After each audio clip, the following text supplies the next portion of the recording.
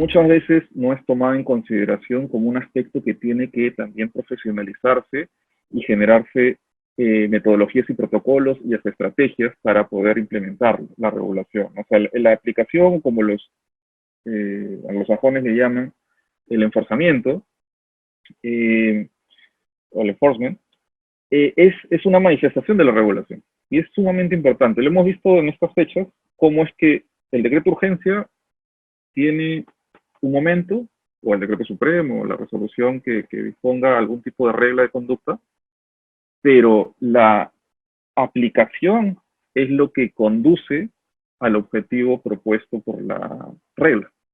Entonces, cuando hablemos de regulación y la analicemos, una primera premisa y propuesta que yo les quiero dar, porque nadie tiene la verdad en sus manos, esto simplemente es una conversación, ahora unilateral, porque por el tiempo no podemos tenerla chateando todo el rato, pero la propuesta es la primera propuesta es ver a la regulación de manera amplia, ¿no? Esa es una de las cosas que siempre en los cursos trato de plantearles a los estudiantes, a los alumnos. La regulación no es un pedazo de papel.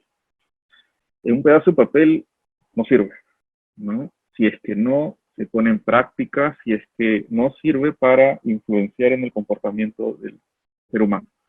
Por tanto, la implementación en la aplicación también tiene que ser considerada dentro de un análisis regulatorio. Entonces vamos a entender regulación bajo este contexto, que no es, ojo que no estoy diciendo que sean las únicas manifestaciones de la regulación, como la regulación de tipo normativo y también la aplicación. ¿Okay? Ahora, ¿cómo vemos la regulación? Les sorprenderá un poco que les ponga esta imagen, pero lo que nos dicen siempre en las clases o inclusive en los diarios o en los medios de comunicación es que la regulación viene a ser algo que soluciona problemas. Es el Estado siendo el héroe, ¿correcto? Es el Estado tratando de solucionar un problema generado por la sociedad, por las personas que realizan actividades económicas. A esto los economistas le han llamado fallas de mercado, esta idea, ¿no? Entonces, con esta idea se legitima la posibilidad de que una organización distinta a las empresas o a los ciudadanos pueda restringir la conducta de las personas. Hay un argumento legal y constitucional para que el Estado pueda restringir las libertades, que pueda establecer órdenes, mandatos, castigos, ¿no? Como el día de hoy que hemos visto una norma, un decreto legislativo que establece consecuencias jurídicas, es decir, sanciones ante el incumplimiento de algo. Y claro, eso tiene que estar solucionado por los abogados, tiene que haber una ley de promedio, tiene que haber un principio de legalidad, pero hay un fundamento de racionalidad también de por qué el Estado interviene, ¿no? Y es el Estado solucionando problemas. A eso se le ha llamado fallas de mercado, eso los economistas le han llamado fallas de mercado, cuando los agentes económicos eh, no generan decisiones eficientes y generan más problemas que soluciones a la sociedad.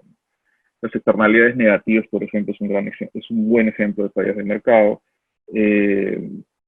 Una actividad económica genera efectos colaterales a quienes no forman parte de la actividad económica, ¿no? Una pollería a la brasa generando contaminación a los veganos, ¿no? A vecinos que no comen pollo, por ejemplo, ¿no? Entonces, el Estado está legitimado para establecer obligaciones de índole ambiental, por ejemplo, ¿no? Entonces, siempre se le ve al Estado como un héroe. Sin embargo, esta visión no puede ser la única que tengamos, porque cuando nosotros consideramos que tenemos un héroe, no vemos sus efectos. Eso es un gran problema. Cuando endiosamos o generamos un dogma de fe sobre algún tipo de herramienta o producto por parte de los seres humanos, es cuando se comienzan a cegar a veces las críticas, ¿no? Uno dice, no, esto genera bienestar, siempre va a generar bienestar. Pero recordemos que la regulación es un producto del ser humano y por ende, el hecho de que los que están creando, produciendo la regulación pertenezcan al sector público no significa que no se equivocan. Quienes trabajamos en el sector público también nos equivocamos. Yo les quería plantear algo, voy a hacer una pausa en este momento, como el formato, a mí me encantaría que el formato de esta presentación de una hora sea como clase, pero no va a poder ser. Entonces, en una clase, por ejemplo, yo podría permitir participaciones en el transcurso de la clase para poder enriquecerla. Sin embargo, como la idea de esto es ser una conferencia, vamos a tener como formato la presentación de preguntas al final de esta exposición. Entonces, discúlpenme si es que no les puedo dar el uso de la palabra o cuando alguien levante la mano. Pero trataremos al final de la presentación de poder absolver algunas preguntas. Claro, esto suena un poco autoritario, pero es la única manera de poder continuar y que podamos brindar la mayor cantidad de contenidos. Sin embargo, igual quienes tengan algún tipo de curiosidad, yo voy a dejar mi correo al final de la clase, al final de la exposición, y también les voy adelantando que este tipo de contenidos nosotros los impartimos en la universidad también, y les voy a dar algunos datos sobre qué tipo de plataformas que podemos encontrar.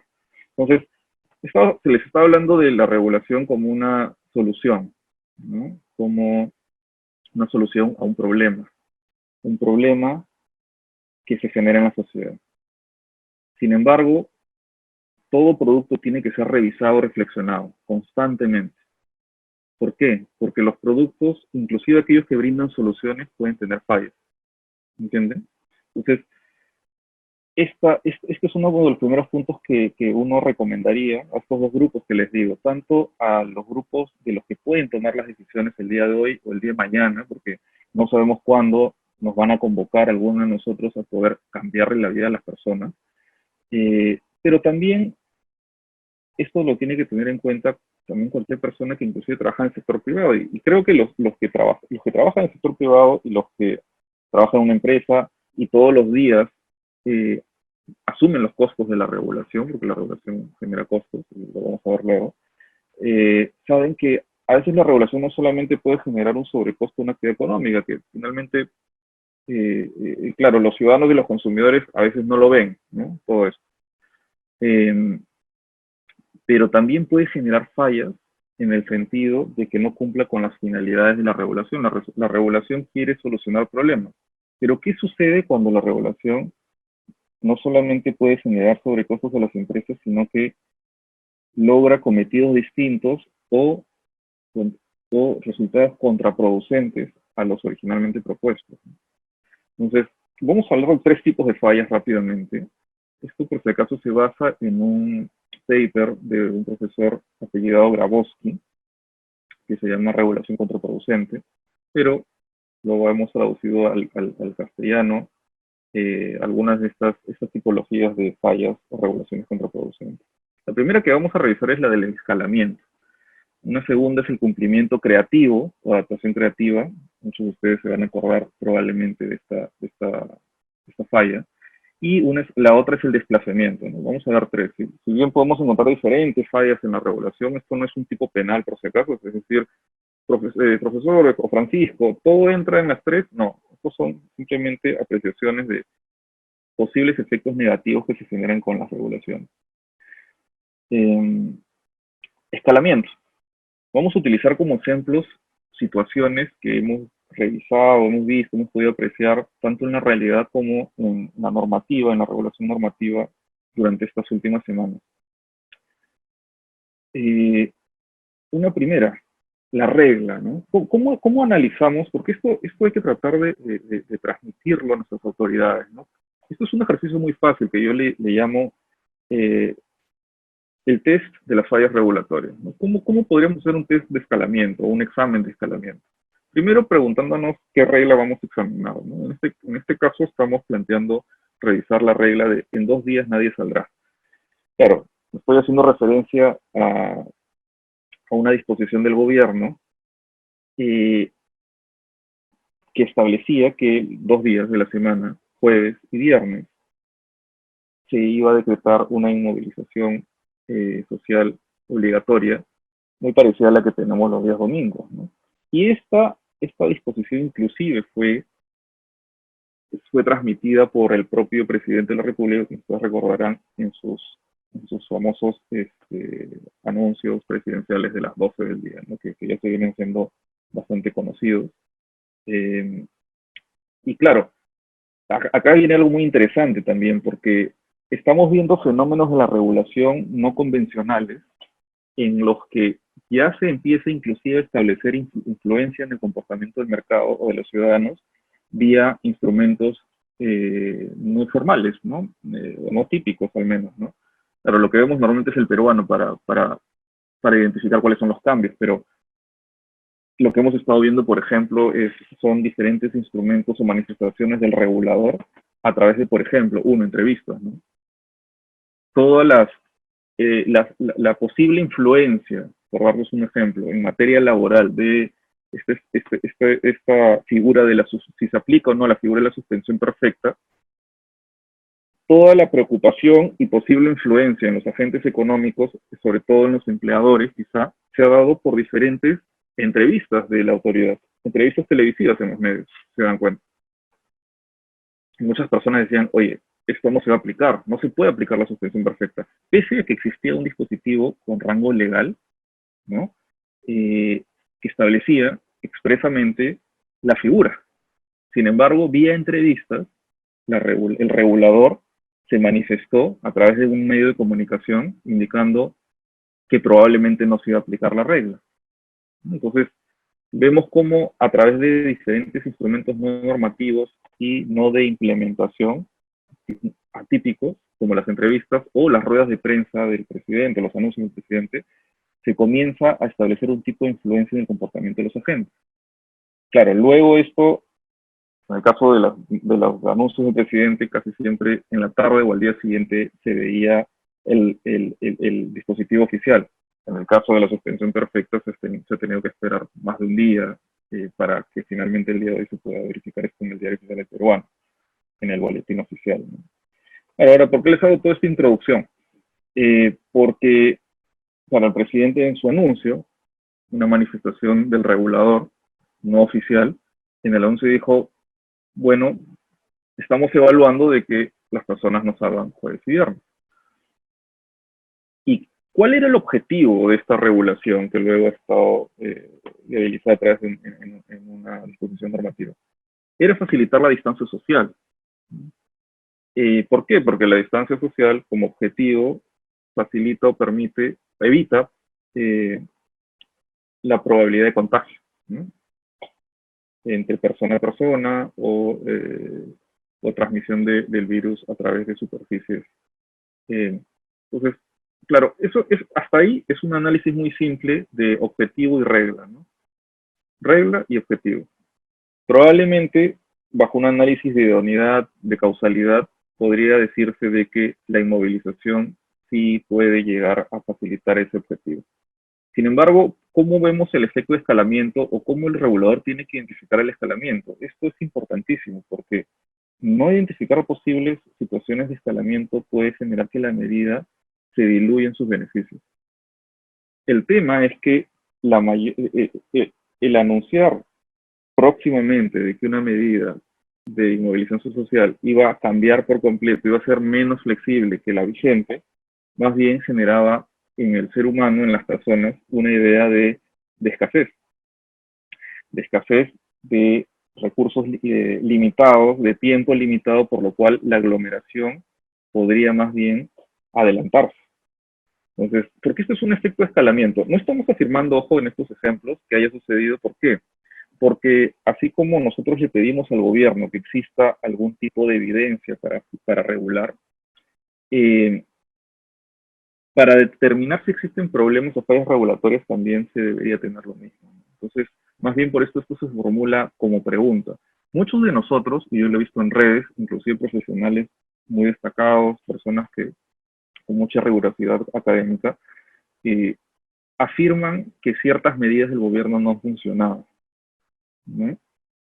Pero lo cierto es que a veces le criticamos al gobierno de que regula sobre la base de experiencias personales y con poca evidencia, pero inclusive también para afirmar que una medida no funciona, debería de contarse con un poco más de evidencia, ¿no? Eso es una primera autocrítica que se puede hacer, inclusive a los críticos de la regulación como quienes hablan, ¿no? Sin embargo, existen formas de revisar este tipo de situación. Google, por ejemplo, tiene un aplicativo, tiene una manera de poder identificar en esta situación por países las fechas donde ha habido mayor concentración de personas en ciertos puntos. Entonces, eso por ejemplo, podría ayudar. No es infalible, ojo, porque obviamente se necesita de diferentes protocolos digitales para que sea certero, pero por lo menos es una forma de encontrar evidencia, ¿no?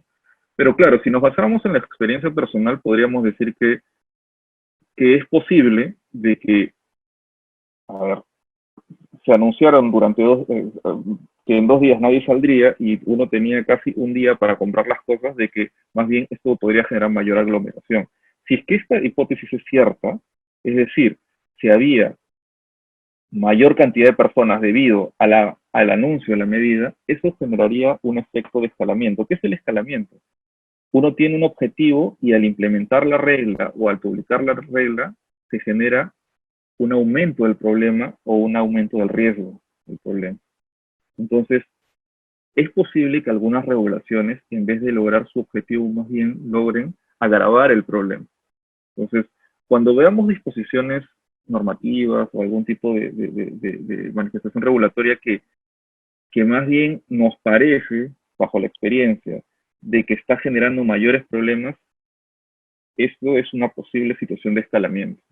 Claro, el gobernante tiene que dar la tranquilidad de, oye, mira, el objetivo es esto, estos son mis indicadores, este es mi tiempo de evaluación posterior y monitoreo, y esto es lo que estoy logrando, ¿no? Eso sería lo ideal. Entonces el escalamiento es muy frecuente en algunas regulaciones, es más frecuente de lo que pensamos. Otro tipo de falla regulatoria es la, la falla que tiene que ver con la falta de anticipación que tienen las autoridades muchas veces de cómo se va a comportar el regulado, en este caso el ciudadano, o las empresas muchas veces, ¿no? Entonces, no sé si ustedes recordarán esta famosa regla de que no se iban a otorgar autorizaciones a espectáculos públicos no mayores de 300 personas. Entonces, esta era la regla. El objetivo nuevamente era la idea de distanciamiento social, de evitar los contagios, pero el regulador tiene que tener, o se espera que tenga la capacidad de anticipar comportamientos adaptativos. Esta figura del cumplimiento creativo, adaptación creativa, es un nombre técnico para lo que comúnmente llamamos muchos de nosotros los peruanos la criollada, ¿no?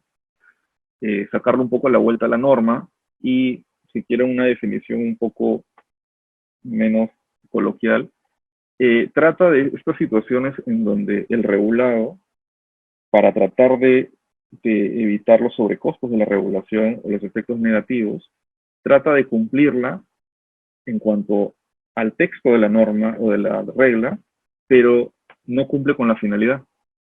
Entonces, esta situación de cumplimiento creativo o actuación creativa es algo que se debe tomar en cuenta también al momento de diseñar las regulaciones, porque una regulación tiene que analizarse, como les dije inicialmente, de la mano con la factibilidad de su implementación. ¿Qué tan factible es que esto sea cumplido? ¿En qué proporción puede ser cumplido? ¿Cuáles son mis herramientas? ¿Cuáles son mis recursos? ¿Cómo piensa el regulado? Recuerden que los seres humanos tenemos diferentes tipos de patrones de comportamiento, algo muy importante también que evaluar cuando uno diseña una regulación. Entonces, estamos viendo dos tipos de fallas regulatorias. Primero, el escalamiento, que es la que nos dice que el problema luego de la regulación se vuelve peor, se agrava. Un cumplimiento creativo que no contribuye a la finalidad del regulador. ¿Por qué? Porque se cumple la letra, pero no la finalidad. Y una última falla regulatoria es el desplazamiento. Este nombre de desplazamiento no lo confundamos con el escalamiento. El desplazamiento también es importante tenerlo en cuenta cuando diseñamos regulaciones. ¿Por qué? Porque si bien la regulación tiene una finalidad, esta finalidad podría lograrse, pero podría ser que uno de los impactos, porque ojo que la regulación, al generar cambios en los comportamientos, puede generar mayores efectos que los deseados, puede ser que genere otro problema, un problema completamente distinto al que fue mapeado inicialmente por el regulador. ¿Cómo sucede esto? Por ejemplo, nuevamente tomamos el caso del aislamiento social. Al al ordenarle a las personas y a las familias que permanezcan en sus casas casi como un encierro obligatorio, esto puede generar otro tipo de problemas. Por ejemplo, algo que ya se ha estado mapeando tanto por el gobierno como por diferentes administraciones en el mundo es los riesgos de incremento de violencia familiar. Esto es un tema o un impacto negativo que inicialmente no siempre es mapeado por el regulador, porque el regulador está pensando en canalizar todos sus esfuerzos a una finalidad determinada, ¿no? Y quizá, como hemos visto en el gobierno, se quiere alcanzar una finalidad de salud, se mapea un efecto distinto en cuanto al impacto económico, porque hemos visto que han habido reacciones en el campo económico, pero también se ha identificado este tipo de situación. Es cierto, nosotros durante estas semanas hemos visto que la ministra vinculada al sector eh, ha dado información sobre las cifras vinculadas a violencia familiar, ha identificado que existen algunos mecanismos como líneas de apoyo, eh, pero este tipo de efectos tienen que ser mapeados además no solamente con planes de reacción, sino con planes de previsión, ¿no? Eh, algún tipo de regulación adicional también puede funcionar para este tipo de situaciones, en donde yo voy por A, pero al alcanzar A puedo también alcanzar B menos. Puede ser que tenga un efecto negativo que ha sido generado a raíz de la regulación. Entonces, a eso le llamamos el desplazamiento, porque el problema se desplaza a otro tipo de problema. Veo que está bastante dinámico el chat, les agradezco. Sobre todo veo algunos exalumnos de una de las maestrías de la universidad y bueno, de algunos cursos vinculados al tema de análisis de impacto regulatorio. Eh, otro ejemplo de desplazamiento antes de pasar al análisis de impacto regulatorio ya de lleno y poder ir pasando a la segunda parte de la exposición, es este famoso dispositivo que incluyó un artículo, un numeral dentro del artículo 3 del Decreto Supremo de Prórroga, que ha ido aumentando, ¿no?, a lo largo de varios decretos supremos, en donde se establecía que iba a haber una suerte de pico y placa, pero en función a hombres y mujeres, que ha sido bastante criticado, por cierto, ¿no? Yo nuevamente no lo cuestionaría solo por los resultados, porque, como les digo, inclusive revisando este tipo de aplicativo que les comenté de Google, podría afirmarse con evidencia de que quizás sí funcionó en esos días. Sin embargo, como les digo, que cuando uno diseña regulaciones tienes que tratar de mapear diferentes efectos colaterales. Un efecto colateral que podría haber generado esta regla de inmovilización por hombres y mujeres es casos de discriminación vinculados al género. Hemos visto en redes sociales que, que, que en algunos operativos han habido situaciones eh, que el gobierno quería evitar, por cierto, al menos eso lo dijo, pero justamente una regla que discrimina, que trata de discriminar en función de una finalidad pública, como esta inmovilización social por hombres y mujeres por día, era evidente que podía tener este impacto negativo, ¿no? Claro, si fue mapeado, así como los otros ejemplos, probablemente nunca lo sabremos si es que no formamos parte de este comando o gabinete en el que se toman decisiones, pero es algo que ciertamente todos tenemos que demandarle al gobierno. Tenemos que demandarle a las autoridades cuando quieran intervenir en nuestras libertades, restringiéndolas, que mapeen todos los efectos y al menos aplicar este test rápido de fallas regulatorias. ¿Qué efectos de desplazamiento pueden existir? Uno, se ha mapeado el posible cumplimiento creativo, sobre todo en una sociedad tan creativa como es la peruana. Y tres, se han evaluado problemas de posibles eh, escalamientos, es decir, que la medida no solo no funcione, sino que genere más problemas.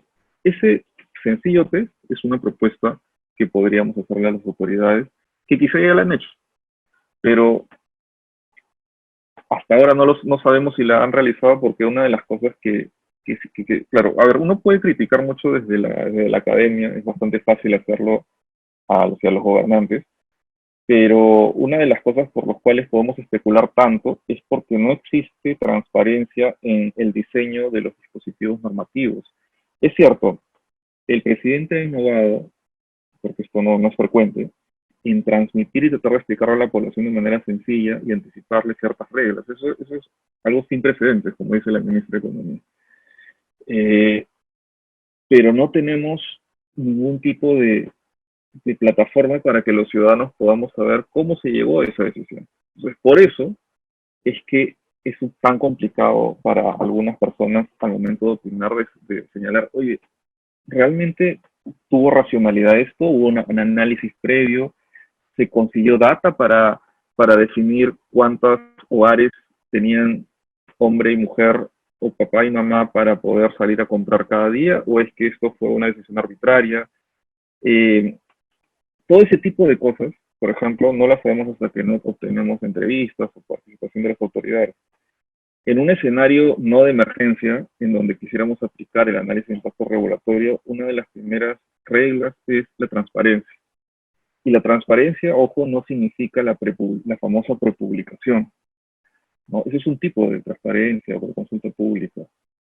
La transparencia en el diseño regulatorio involucra que esto sea discutido desde la formulación del problema o identificación del problema hasta la identificación de los pros y contras o costos y beneficios de la propuesta regulatoria que se ha socializado, ¿no? Entonces, claro, eso es un tema.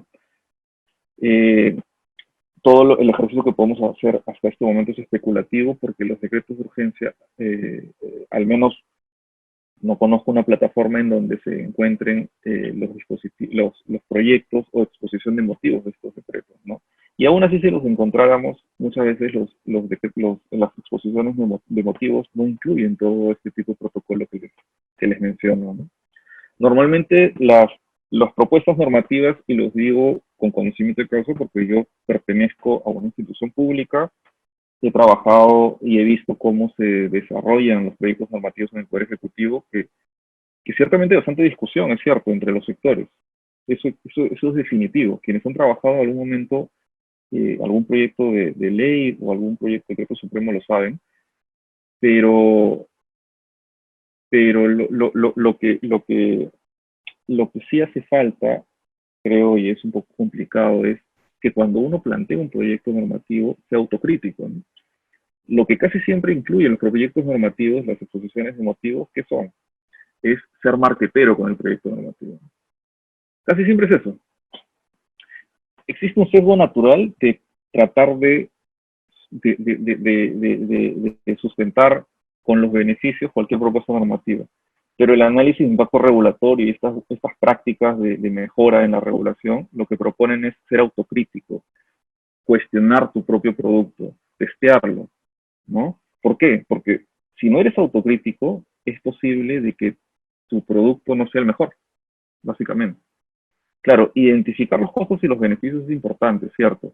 Pero no es solamente un análisis económico. Muchas veces los beneficios inclusive son difíciles de cuantificar y solamente nos quedamos con los costos. Y los costos a veces, como les digo, las autoridades no son eh, no están con la predisposición de demostrar lo feo. Casi siempre muestran lo bonito. No es casi como cuando vienen las visitas a la casa, uno trata de limpiar la casa y todo, pero así no es la casa siempre, ¿no? Entonces, muchas veces cuando hacemos propuestas normativas existe ese sesgo, que es el sesgo del marquetero, ¿no? Siempre decir lo mejor. El análisis de impacto regulatorio, por el contrario, lo que te propone es ser, ser objetivo, lo cual es muy complicado, por cierto. Por eso es que el análisis de impacto regulatorio es un ideal muchas veces, ¿no? Para los diferentes gobiernos en el mundo, ¿no? Y por eso es que tiene que estar sometido para que funcione a algún tipo de discusión pública, porque en la discusión pública es donde tenemos a nuestros verdaderos críticos, ¿no? Entonces, bueno, esto es en cuanto a fallas de la regulación. Ahora, ¿por qué es importante tener un tipo de metodología de diseño? porque las cosas bien pensadas son las que funcionan, ¿no? Acá les he tratado de poner algo un poco de la cultura popular, ¿no? Esta famosa serie que a muchos de nosotros quizá la hemos visto en algún momento, la vamos a ver, en donde lo que más nos atrae es la estrategia, ¿no? Es el plan. Y qué bien salen las cosas cuando existe estrategia, ¿no? Entonces, a veces se piensa de que, oye, no, como estamos en una situación de emergencia, hay que hacer las cosas rápido y, bueno, si se tiene que buscar evidencia, quizá podemos esperar un poco, ¿no? Pero, de nuevo, o sea, el tema de implementar una metodología de análisis previa a la publicación de una regulación normativa no es tanto por cumplir un estándar internacional, es porque nuestro producto, que es ayudar a las personas en algún sentido, va a salir mejor. Esa es la idea, al menos esa es la premisa del análisis de impacto regulatorio. Ahora, ¿qué significa el análisis de impacto regulatorio? ¿Qué implica? Eh, como nos dice la figura, es tratar de ponerse en diferentes situaciones, ¿no? Es tratar de brindar una solución de manera estratégica, no de manera pasional, no de manera irracional, sino de manera bien pensada. Lo cual es complicado, ¿no? Porque muchas de nuestras decisiones día a día, eso lo dice la disciplina de la economía y el comportamiento, no siempre es una decisión tomada sobre la base de la racionalidad, ¿no? ¿Qué es el análisis de impacto regulatorio? Implica racionalidad, ¿no? Nosotros tomamos muchas decisiones de manera racional, sí es cierto, sobre todo aquellas que nos cuestan dinero. Para eso casi siempre nos tomamos un tiempito para poder analizar los pros y los contras, las opciones más económicas. Y el gobierno o el Estado en general, los diferentes niveles de gobierno, no son ajenos a este tipo de análisis racional. Eh, la racionalidad en los proyectos públicos no es algo escaso, pero lo que notamos es de que este tipo de planeamiento y análisis usualmente lo vemos cuando hay dinero involucrado, ¿no? Cuando hay algún tipo de inversión por parte del Estado, existe un análisis, ¿no? Un análisis de objetivos, problemática, alternativas, costos y beneficios. Pero ¿por qué es que es tan poco frecuente este análisis de racionalidad cuando queremos producir una regulación? Eso es algo que constantemente lo vamos a tener como interrogante y quizás lo respondemos al final de la clase. La idea del análisis de impacto regulatorio es tener una metodología. Todos los seres humanos, cuando queremos tomar decisiones bajo un escenario de racionalidad económica, utilizamos una metodología similar, ¿verdad? Bajo un marco lógico. La idea es que esta metodología se traslada a las decisiones públicas. La idea es comparar. La idea es no quedarse con una sola alternativa, sino comparar y quizá no solamente tomar una sola de esas alternativas, sino también tener un conjunto kit de regulaciones, como es algo que se recomienda muchas veces por los expertos, y siempre escoger aquellas regulaciones, primero que sean compatibles entre sí, y segundo que generen más bienestar que perjuicios a la sociedad. Y la idea es actuar con eficiencia, ¿no? Es un concepto económico que tiene que ver con maximización, es cierto, pero sobre todo también la efectividad, que es otro concepto que no solamente nos habla de los costos y beneficios, sino que nos habla de lograr el propósito, ¿no? Si yo me propongo que las personas no se enfermen, mi propuesta tiene que ir dirigida a eso. Pero si mi propuesta más bien genera de que las personas se aglomeren más, puede ser que no sea efectiva. Además, podría ser que esta propuesta genere muchos problemas. Entonces, si no es efectiva y no soluciona el problema, si no lo agrava, tenemos un cortocircuito, tenemos un virus regulatorio, tenemos un problema que tarde o temprano va a explotar. ¿Cuáles son los atributos o beneficios de implementar un RIA? Ahora, RIA, ¿por qué les decimos? Claro, nosotros hablamos del análisis de impacto regulatorio, pero por si acaso, muchas veces van a escuchar el término RIA por sus siglas en inglés, ¿no? Es posible que le llamemos, si quieren, AIR, pero estoy escuchando que muchas personas ya en el sector público ya le comienzan a llamar RIA, así que si lo escuchan se refieren al AIR, al análisis de impacto regulatorio, ¿sí?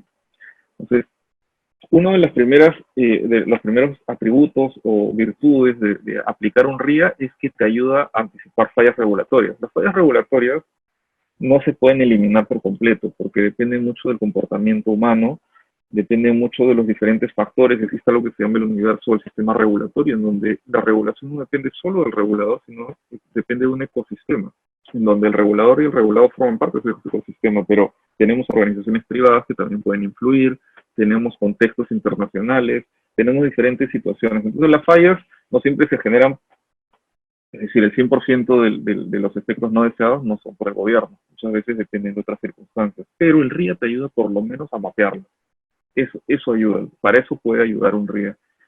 Te ayuda también a que la decisión sea más razonada, ¿no? No sacar lo que uno tiene en las entrañas como solución, como por ejemplo aumentar penas, generar cárcel para algún tipo de comportamiento antisocial, sino ver cuál de las soluciones o las alternativas o intervenciones de política pública podrían llegar más a la causa del problema. Esto también legitima, el RIA puede legitimar ante la población. Muchas personas podrían sentirse mal por alguna regulación en este momento, ¿no? Podría ser que en este momento sectores vinculados a los gremios, perdón, a los sindicatos de trabajadores no estén contentos con un último decreto legislativo. Puede ser que la norma sea confusa inclusive, ¿no? La claridad en las normas no es una virtud, ¿no? Entonces, un análisis de impacto regulatorio dentro de una exposición de motivos, por ejemplo, puede brindar mayor tranquilidad y seguridad a los agentes.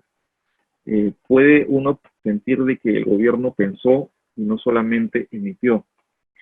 Esos son algunos de los atributos que podemos identificar en el RIA. Ahora, ¿cuáles son las expectativas que a veces se tienen sobre el análisis de impacto regulatorio? Y eso está muy vinculado a lo que está en la ventana. Se piensa a veces que el RIA es una metodología que solamente puede ser eh, entendida por aquellos economistas fanáticos de los modelos matemáticos, ¿no? O sea, quien utiliza números, él sí va a entender el RIA, pero si tenemos un pool de abogados, mejor no apliquemos el RIA. Si estamos en situaciones donde no hay tiempo, no apliquemos el RIA. Y esos son a veces unos mitos urbanos sobre qué implica esta metodología. Entonces, claro, el RIA requiere un análisis económico sofisticado, se requiere pues contratar una consultoría de X empresa, se requiere mucho tiempo. Claro, la respuesta es, el RIA puede tener diferente contenido, diferente tipo de volumen de información, dependiendo de los recursos y del tiempo con el que se disponga, pero un análisis de impacto regulatorio básico, que es el que vamos a ver ahora, en lo que nos queda ya poco tiempo, ya porque vamos a finalizar, un análisis de impacto regulatorio básico no es muy complejo y no debería ser complejo si se entiende la esencia de cada una de las etapas, ¿no? Claro, puede ser lo suficientemente complejo que el regulador quiera, que desee aplicar, como les digo, en función a los recursos, al tiempo, ¿no? Pero no es ciencia de astronautas, no es ciencia de cohetes, como dicen los norteamericanos, ¿no? ¿Debe hacerse el RIA luego de la regulación? Bueno, por naturaleza, si tú tomaste una decisión racional, esa decisión no puede venir del futuro, como si tuviéramos una máquina del tiempo. La idea es que se haga antes de implementarlo. Por lo tanto, eh, lo natural, si es que se sigue bien la idea del RIA, es hacerlo antes de la regulación. Y el RIA es igual al análisis costo-beneficio, es otra expectativa que se tiene muchas veces. Eh, y es cierto que el análisis costo-beneficio siempre ha sido muy vinculado al análisis de impacto regulatorio por una razón muy simple, ¿no? Cuando esta metodología comienza en Reino Unido y en Estados Unidos y Norteamérica, eh, el mayor énfasis de las agencias que implementaban esto tenía que ver con los costos de cumplimiento, con el aspecto económico, ¿no? Con la desregulación, que era una política pública muy vigente en los 80 en estas dos administraciones de Reagan y de Thatcher. Pero a lo largo del tiempo, de estos últimos años y décadas, la OECD y diferentes países de la OECD han ido enriqueciendo un poco más lo que implica un análisis de impacto regulatorio. Entonces, el día de hoy, el análisis de impacto regulatorio que puede diferir en diferentes jurisdicciones, no es únicamente el análisis costo-beneficio. De hecho, el análisis costo-beneficio es una metodología que puede ser usada dentro de una de las etapas del RIA, pero no es equivalente al RIA del día de hoy, el análisis costo-beneficio o ACB. Porque una de las principales, vamos a ver, los partes más importantes del RIA no es el costo-beneficio, sino es entender bien el problema, sobre todo, ¿no? El costo-beneficio te ayuda a la selección de alternativas, sobre todo, pero inclusive el RIA podría darte la información de que no es necesario regular porque ya tienes una norma que establece eso, ¿no? Entonces, eso también lo vamos a ver. Y no es la única herramienta el RIA. El RIA es una herramienta temprana, pero existen otras herramientas que necesariamente se tienen que implementar dentro del ciclo de la regulación. Entonces, esta es la estructura del análisis de impacto regulatorio. Es una estructura súper simple, muy simple, como les digo, y puede ser desarrollada en cada uno de los puntos en tanto se quiera desarrollar con mayor rigurosidad, pero lo primero que se recomienda a los reguladores es entenderlo, ¿no? Entender su esencia. Entonces, la primera etapa del análisis de impacto regulatorio debería requerir entender el problema. Eh, Entender el problema no solamente significa asumir que existe un problema de interés público, como por ejemplo el hecho de que todas las personas, por darles un ejemplo, todas las personas salen a la calle si es que no tienen una norma que les obligue, ¿no? El problema de la falta de cuidado con las distancias sociales, ¿no?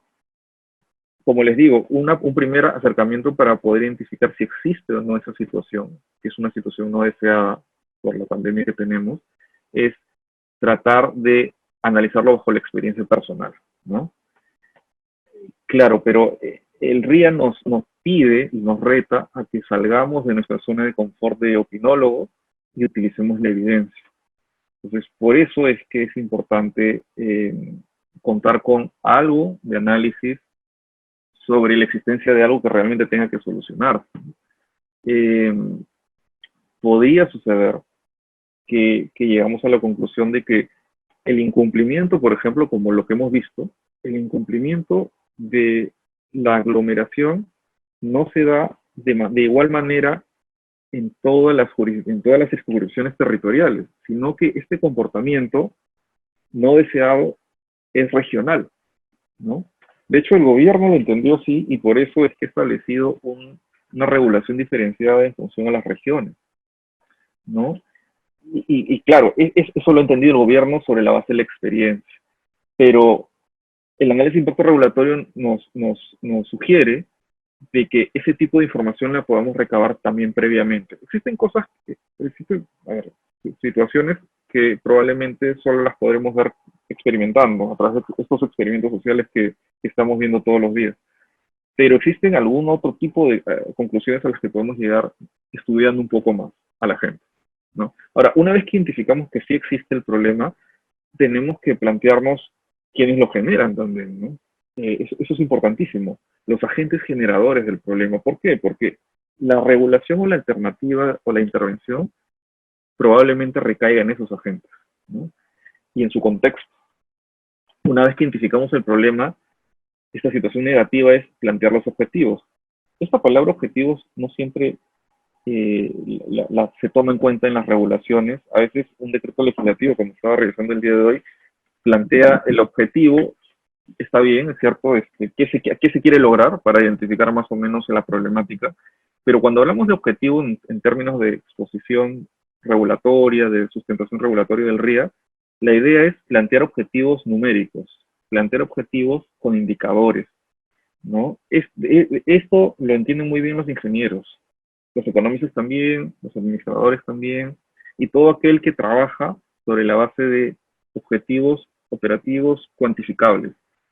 Pero el regulador muchas veces no lo entiende así. El regulador confunde problema con objetivo, no le pone una forma de cómo medirlo, algún instrumento de medición, y mucho menos le pone un plazo, ¿no? Qué importante en una regulación es ponernos un horizonte de revisión. El RIA no es solamente cumplir un checklist de 1, 2, 3. Es el primer paso para poder hacer una revisión del cumplimiento de los objetivos. Mi objetivo es reducir la curva, ¿no? Ya, ok.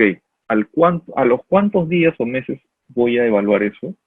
Mi objetivo es, un objetivo más cercano a la regulación es que las personas comiencen a no aglomerarse. Ok, ¿cómo voy a medir eso? Claro, ¿cómo lo voy a medir?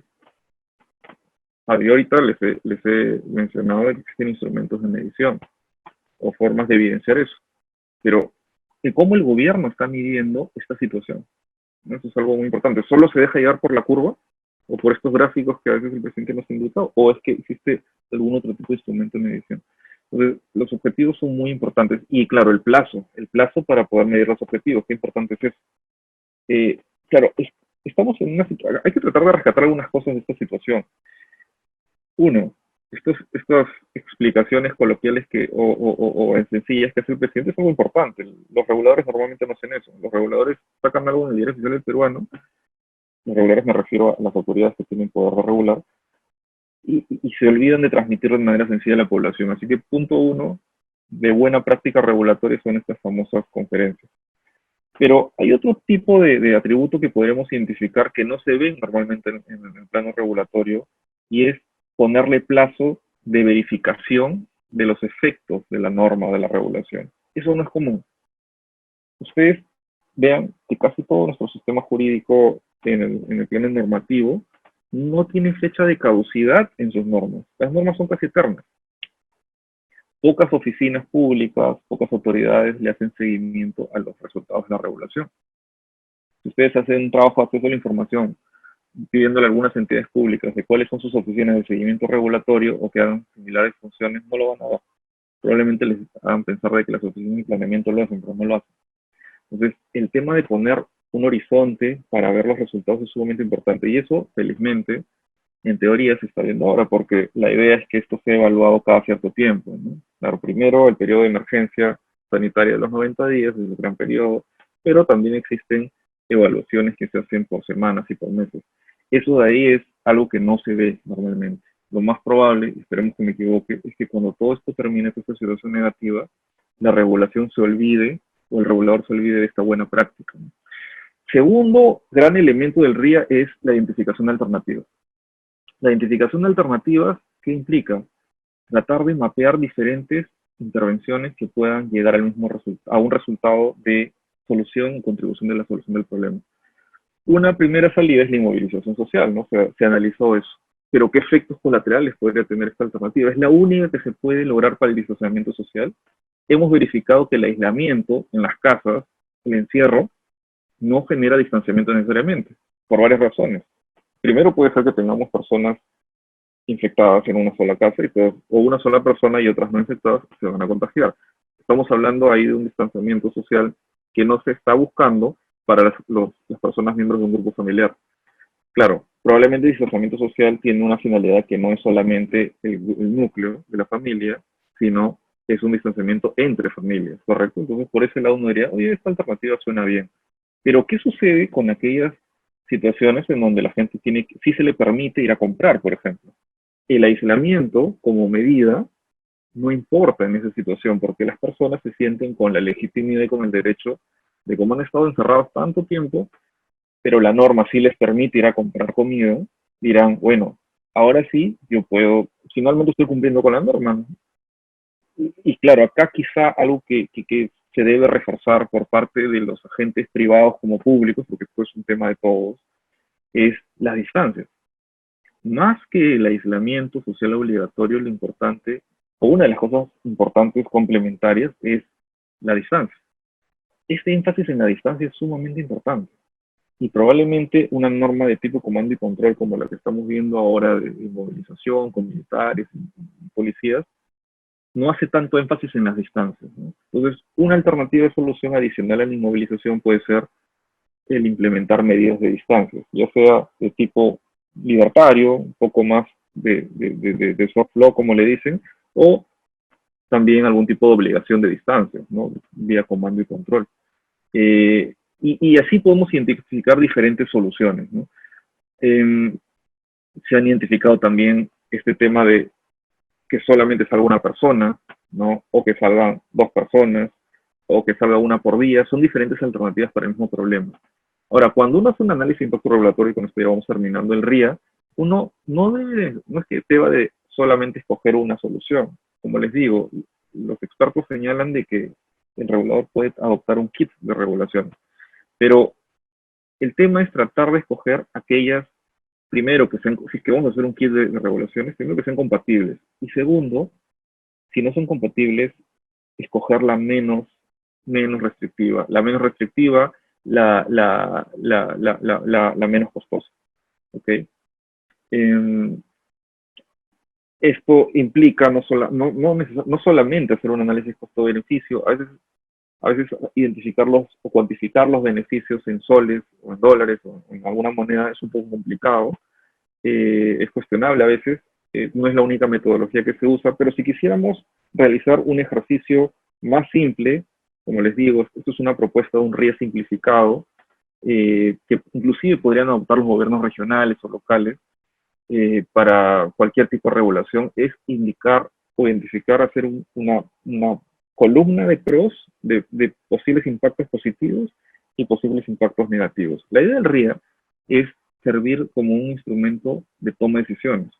Por lo tanto, esto es algo así como cuando queremos eh, comprar un producto, algo muy caro, y tenemos diferentes opciones y tenemos los atributos de uno versus los costos del otro o los impactos negativos del otro o los problemas de alguna marca o producto y los comparamos. Es básicamente esto, la idea es comparar, informarnos, ¿no?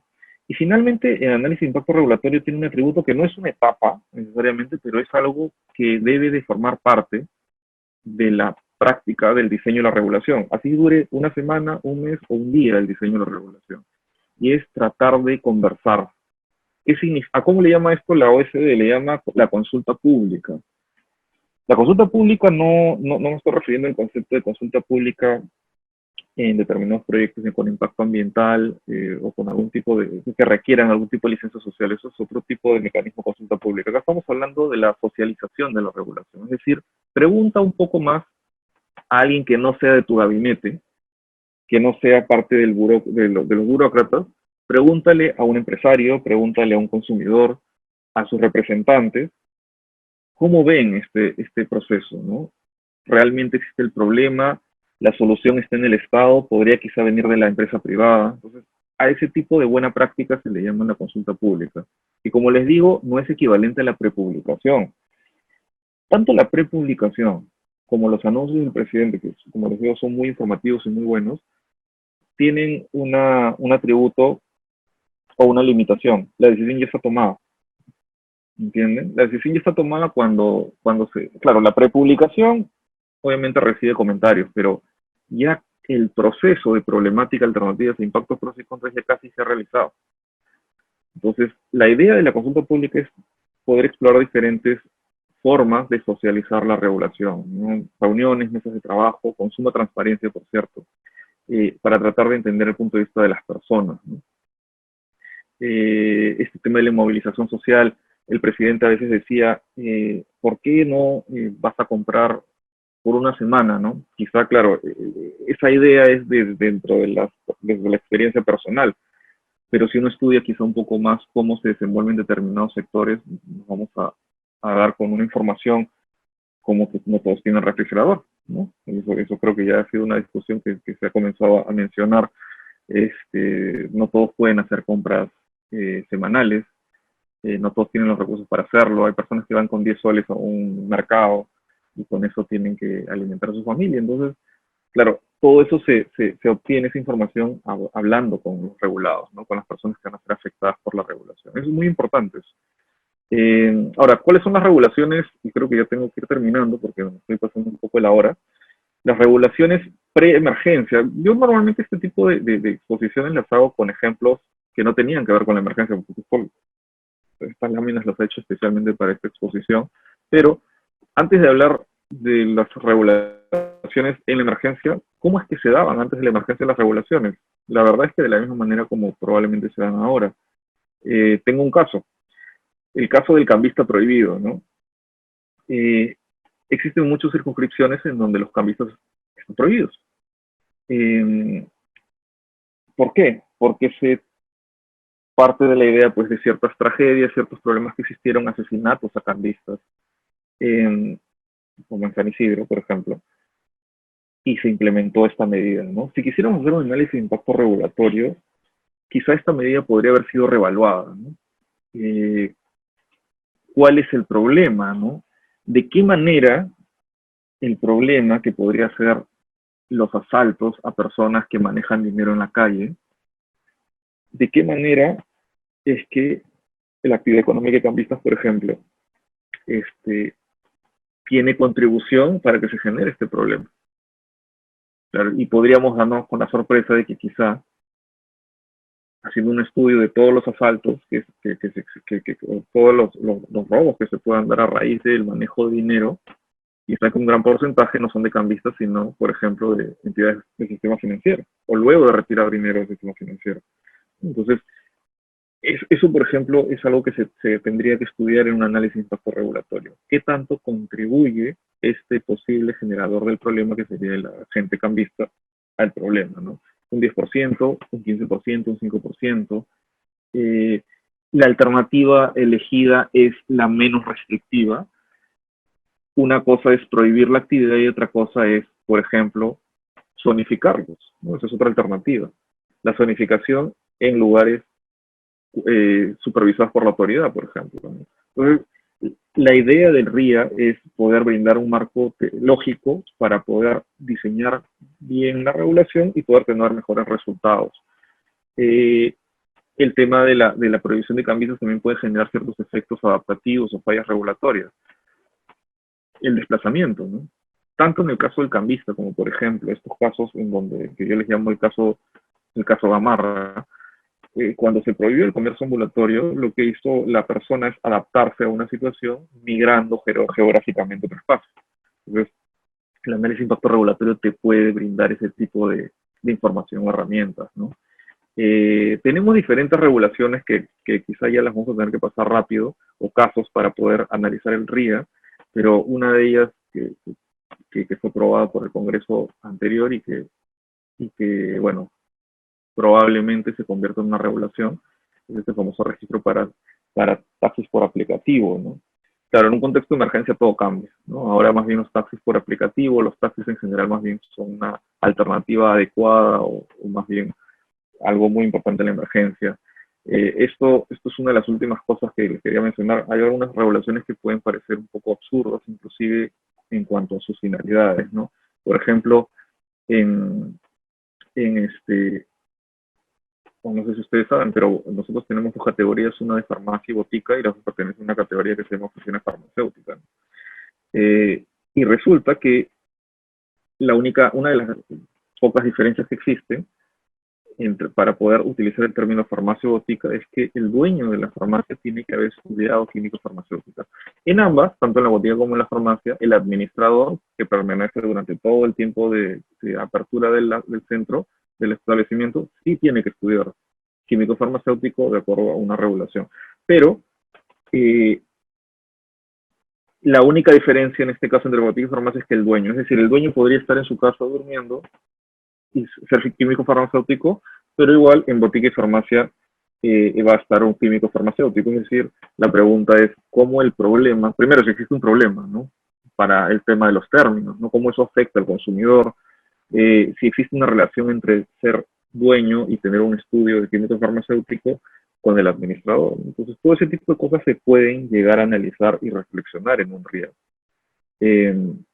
Ahora, regulaciones en emergencia, ya con esto ahora sí terminamos. Quiero, antes de esto, decirles por si acaso, si algunas cosas las he pasado muy rápido y se quedan muchas interrogantes en el tintero. Esto forma parte de un programa que tenemos en la Universidad del Pacífico, que es precisamente un programa de especialización de posgrado en el RIA y en estrategias alternativas de regulación, porque el RIA necesita de mucha creatividad en el sector público. Y el sector público tiene un gran problema, o tenemos un gran problema, porque yo soy servidor público también, y es que confiamos mucho en los mecanismos tradicionales como el comando y control, como las normas legales. Pensamos que el solo hecho de que salga algo publicado en el peruano implica de que los seres humanos van a cambiar su comportamiento, y la verdad es que la regulación ha evolucionado bastante como para poder solo limitarnos a eso. Entonces, todo ese tipo de contenidos los vamos a ver en este programa, que seguro ustedes se van a poder comunicar con la universidad. Así que todo lo que no puedo abarcar ahora, estoy tratando de abarcarlo en poco tiempo, lo vamos a ver a detalle en este programa. A ver, en cada una de las regulaciones que hemos podido ver, vamos a ver tres. Este tema de la inmovilización social ya lo hemos revisado, así que podríamos muy bien pasar a esta otra, que es el análisis de una regulación laboral. El tema laboral en las últimas semanas ha sido sumamente discutido. Creo que los abogados laboralistas han tenido más trabajo que otros abogados, lo cual es bueno. Eh, y claro, acá también debemos de tratar de pedirle una rendición de cuentas al gobierno de cuál es la racionalidad de las disposiciones que emite. Claro, tuvimos un primer capítulo, ¿no? Cuando salió esta famosa, si no me equivoco, un decreto de urgencia, en el que en un artículo que creo que era el 20, señalaba de que la primera opción para las personas pues, que no pueden salir de sus casas era el trabajo remoto, ¿no? Y la segunda opción, si es que era imposible por un tema de naturaleza del trabajo, ¿no? Hay algunas cosas que se pueden hacer a distancia, otras que no. Una persona que está en una fábrica, por ejemplo, probablemente estaría muy limitada. La opción era la licencia con goce de haber compensable. Entonces, claro, no vamos a decir, o no va a ser mi propósito cuestionar la norma, pero sí generar la interrogante de cuál era el objetivo, ¿no? ¿Cuál era el objetivo? Eh, Podríamos especular sobre el objetivo porque, como les digo, las personas que queremos saber y estar tranquilas de que hubo una racionalidad en las decisiones, necesitamos algún tipo de documento, necesitamos algún tipo de información sobre eso. El único documento que tenemos hasta la fecha es la propia disposición normativa, pero no tenemos una exposición de motivos sobre cómo es que se racionalizó, se pensó esta norma. Pues claro, uno de los objetivos probablemente tiene que ver con la preservación del contrato de trabajo, ¿no? De hecho, esto se señala, está en el espíritu de la disposición que ha salido el día de hoy, también estaba en este decreto de urgencia. Entonces, claro, la medida contribuye al objetivo. Podemos hacer un análisis de alternativas aquí, en donde evidentemente la alternativa escogida ha sido la licencia con goce compensable, pero ¿cuáles han podido ser los efectos negativos? El gobierno, claro, lo identificó y es algo muy evidente. Esta regulación, en principio, se solventa con dinero de las empresas, ¿no? Es decir, las licencias con goce implican un desembolso de dinero y está olvidándonos un rato de los diferentes subsidios que está estableciendo el gobierno de manera bastante básica. Esto es soportado, este costo regulatorio es soportado por las empresas. Por tanto, ese es el primer costo. Habría que identificar uno de los impactos negativos y a quién afecta este impacto negativo, ¿no? Porque existen impactos positivos y negativos, como hemos visto. Lo positivo es, oye, recibo mi dinero, ¿no? Entonces, ahí tenemos un impacto positivo. Pero quien lo asume es un tercero, que es la empresa. Hasta ahí podría decir, bueno, estos son los dos diferentes efectos. Pero otro posible impacto negativo es la supervivencia de la empresa, ¿no? Entonces, todo este tipo de situaciones son las que se tienen que ir mapeando. La posibilidad de compensar es posible para todos los oficios, no necesariamente, ¿no? Existen algunas cosas que se podrán compensar, porque muchas veces el trabajador lo que ha entendido es licencia con goce y se olvidó un poco, o el gobierno se ha un poco, quizá, se ha olvidado de resaltar ese tema de la posibilidad de compensar o la necesidad de compensar. Entonces, el tema de la compensación del trabajo por la licencia con goce obtenida requiere de esto. Entonces, los diferentes efectos se tienen que ir mapeando. Podría ser, como les digo, que la empresa también quiera utilizar determinadas figuras como lo que se ha planteado, ¿no? La suspensión perfecta, por ejemplo. Entonces, claro, ha tenido que salir una segunda norma, una segunda disposición, como la que hemos visto el día de hoy, un decreto legislativo, para tener que regular o tener que asegurar de que sí era posible aplicar una figura de hace muchos años, que es la suspensión perfecta en situaciones de casos fortuitos. Entonces, este análisis básico es el que todo ciudadano y empresa esperaría que tenga una disposición normativa de este tipo, ¿no? Claro, uno puede hacer un RIA de cada una de las obligaciones, es lo ideal, pero lo mínimo que se esperaría es que el RIA sea realizado al menos respecto de las cargas o restricciones a las libertades más importantes de un dispositivo normativo, ¿no? Finalmente, tenemos un dispositivo normativo que todavía no entra en vigencia, pero que ya fue aprobado por el regulador más grande, o uno de los más grandes, además del Ejecutivo ahora, y es el Congreso de la República. Eh, Permitir que se pueda retirar un 20% del fondo privado de pensiones. Claro, ¿cuál es el objetivo? Disculpen que no les ceda el uso de la palabra ahorita, voy a leer las preguntas al final y quienes hayan levantado la mano también van a poder formular las preguntas, pero vamos a continuar para poder terminar rápido. ¿Cuál era el objetivo? Es lo que habría que preguntarles a los congresistas. Claro, felizmente por un lado y desafortunadamente por otro. Felizmente, el Congreso de la República, por protocolo, sí tiene un documento llamado exposición de motivos. Check.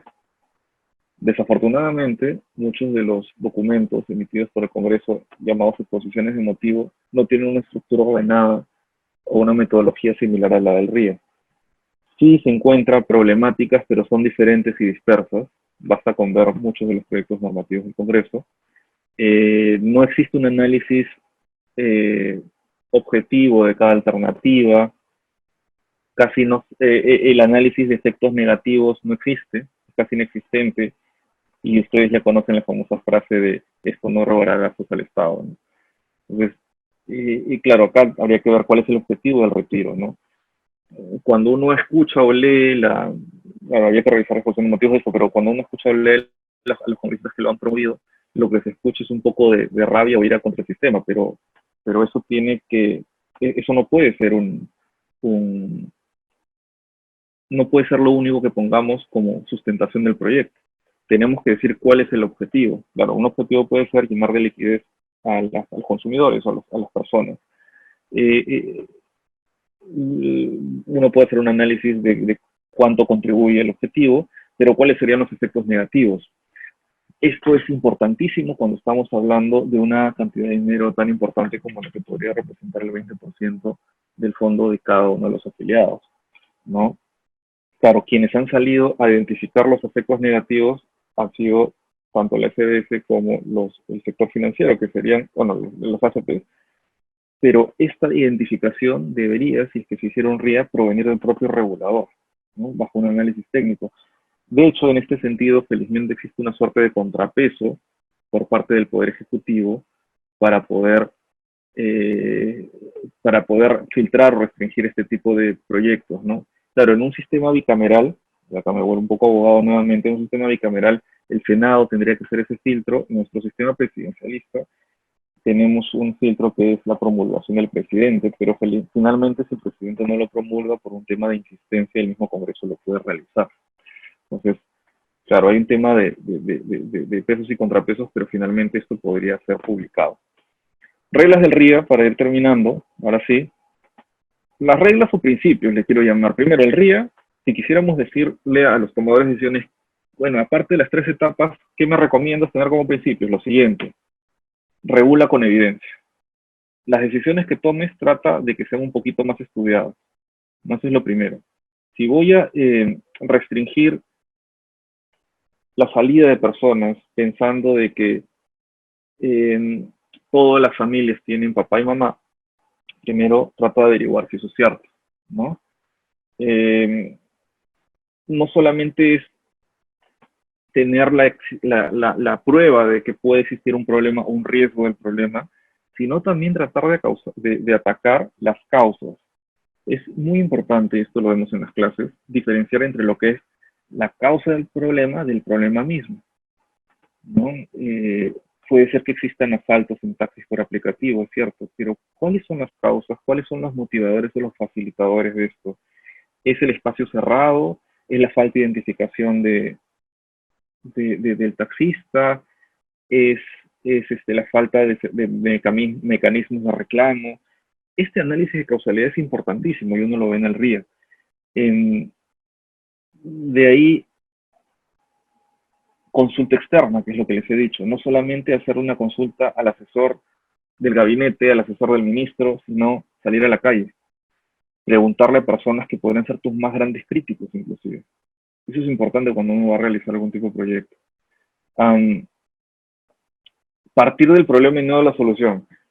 El RIA es algo que no en todas no siempre se aplica como debería ser. ¿Por qué? Porque casi siempre se entiende que el RIA um, es algo que tiene que llegar como un anexo de la norma para que uno pueda cumplir con un estándar legal o de estándar internacional, ¿no?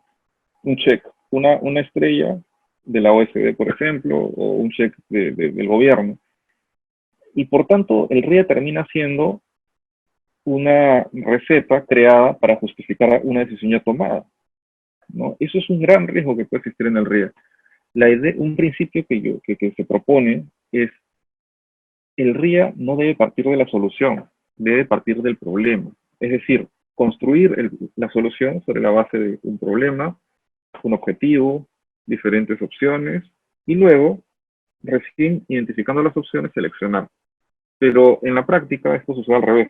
Comienzo con una solución y luego digo, ¿cómo hago para justificarla sobre la base de un problema? Y eso puede generar de que el RIA simplemente sea una excusa para regular o una justificación para la regulación, pero no te ayuda a construirlo. Otro principio es ser autocrítico. Esto es muy difícil porque cuando uno crea algo, normalmente trata, como les dije, de marketearlo. De ser autocrítico es muy complicado, pero es un principio el RIA. Y finalmente, el RIA debe de llevar consigo un, un plan de monitoreo. Esto es algo que no se dice mucho, pero es importante. No sirven mucho los análisis ex ante si es que no tiene una proyección de revisarse ex post, ¿no? Y esto solamente se puede lograr si es que desde el comienzo, cuando uno evalúa la regulación previamente, uno tiene un plan de monitoreo. ¿Qué es lo mínimo que debe tener un plan de monitoreo? Indicadores, que se hace sobre la base de los objetivos o el objetivo, y un tiempo en el cual se va a evaluar los resultados, ¿no? Eso es lo mínimo que tendría que tener un análisis de impacto regulatorio. Eh, Finalmente, la regulación no solamente es el texto de la norma, sino también es la aplicación. Y acá nos hacemos una pregunta importante. El RIA, perdón, el enforzamiento, la implementación, siempre tiene que ser con una pistola, siempre tiene que ser con una sanción, siempre tiene que ser con un castigo. El día de hoy hemos visto que se han implementado, se ha publicado una disposición que establece consecuencias jurídicas pecuniarias, es decir, multas, dinero, por incumplir la norma. Eso, a eso le llamamos implementación. Solo de eso puede implementar, solo a través de eso se puede implementar una norma. Eh, bueno, y sobre esto existe una disciplina que muchos de ustedes quizá conocen, que lo que nos trata de plantear nos da muy buenos insumos para la toma de decisiones de política pública. Esta disciplina se le conoce como economía del comportamiento, economía conductual, en inglés behavioral economics, y bueno, más allá de los nombres, nos da ingredientes muy interesantes para poder analizar mejor la conducta de las personas, porque la idea de que las personas van a reaccionar por un castigo es una idea que puede llevarnos a escenarios de incumplimiento, inclusive, ¿no? Ya tenemos, una de las grandes castigos es la cárcel, es la posibilidad de ingresar al sistema penitenciario, y tenemos cifras de personas muy altas, cifras bastante grandes de miles de personas que no cumplen con la norma pese a ese castigo. Eso nos da una gran discusión, que no la vamos a votar acá para nada, de si realmente las personas, o sea, las regulaciones que estamos adoptando están pensadas en un ser humano real, ¿no? La idea de la racionalidad es una idea que es importante cuando analizamos la toma de decisiones de las personas, pero si no le incorporamos mayores datos como los sesgos cognitivos, podría, es decir, aspectos de nuestro día a día, aspectos que pueden influir en la toma de decisiones que no están dentro de un estándar de racionalidad, podríamos cometer ciertos errores al momento de querer implementar una norma. Existen diferentes sesgos cognitivos identificados por algunos autores que tienen que ver, por ejemplo, con la preferencia que tenemos todos nosotros por la satisfacción presente, ¿no? Entonces, oye, yo tengo que preocuparme el día de hoy por un tema que tiene que ver con la provisión del alimento, ¿no? claro, eso es bastante justificable. Otras personas simplemente quieren salir porque quieren disfrutar de ese espacio y sobrevaloran los efectos presentes sobre las consecuencias futuras. Entonces, todo ese tipo de situaciones son importantes de ser tomadas en cuenta al momento de implementar una regulación. No solamente el enforzamiento, la implementación es sanción, sino también algo que se llama la persuasión, ¿no? Por ejemplo, los agentes privados, las empresas, conocen mucho de eso, ¿no? Las empresas cuando van a vendernos un producto no nos obligan a comprarlo. Las empresas lo que hacen es enamorarnos. Lo que hacen es llegar a nuestro lado no tan racional para poder adquirir alimentos. Por ejemplo, adquirir bienes de lujo, de consumo masivo, etcétera. En este caso, los propios privados, por ejemplo, están comenzando a implementar mecanismos, sin estar obligados a hacerlo en algunos casos, con impacto público. Por ejemplo, las distancias, ¿no? Eh, las distancias pueden facilitar los objetivos, justamente los objetivos del aislamiento social, que es para que las personas no tengan esta posibilidad de contagio y de contacto, ¿no? Entonces, cuando implementemos la norma y estemos diseñándola, también pensemos no solamente en esas alternativas típicas de comando y control, de texto, de castigo, de sanciones, sino pensemos un poco más en el ser humano real, que se deja guiar por aspectos eh, tan mundanos, tan del día a día como, por ejemplo, la conformidad social. Las personas necesitan tener la aprobación de las personas que la rodeen. Eso es importantísimo, eso es estudiado por la psicología. Entonces, ese tipo de sesgos de potentes influenciadores en el comportamiento también tienen que estar tomados en cuenta por el gobernante. Finalmente, y ya con eso me estoy extendiendo un poco en la hora, la evaluación posterior. La evaluación posterior es algo que tienen que tomar en cuenta. No vamos a hablar de qué implica todo la metodología de evaluación posterior, pero tiene que ser algo que esté proyectado desde el RIA. Es decir, el RIA no puede ser el único mecanismo. El gobierno, felizmente, en ese tipo de emergencia, tiene que está predispuesto a hacer esta evaluación posterior. Claro, habría que evaluar cuáles son sus indicadores, y eso sí es una rendición de cuentas que haría falta, ¿no?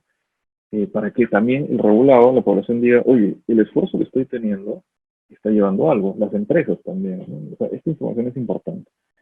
Eh, a ver, vamos a terminar con esto. Por si acaso, si tienen alguna consulta más allá de lo que puedo absolver ahora con las preguntas que han escrito, lo pueden hacer a esta dirección de correo electrónico. Por si acaso es mi correo personal, es s8amendoza@me.com. Entonces, a partir de ahora, nos hemos extendido bastante, son las 9 de la noche. Podríamos quizás, si quieren algunos, hacer algunas consultas. Voy a ir respondiendo algunas nada más de las que han puesto aquí. Eh, Voy a Muchas comenzar gracias, por las... Francisco. Sí, Por favor, pueden hacer sus preguntas a través del chat y no se olviden también de llenar la encuesta que acabamos de poner. Su apoyo con el llenado de la encuesta. Muchas gracias.